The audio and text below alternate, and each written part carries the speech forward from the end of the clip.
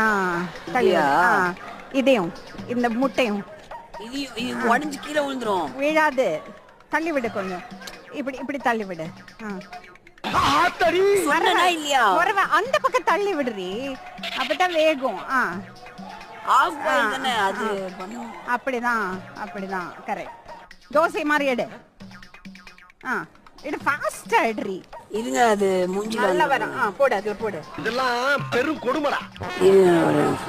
எப்படி சிக்கிரிக்கம் பாத்தியாப்பா? ஃபாஸ்ட் வேகட்டும். ஏடா ஓகே.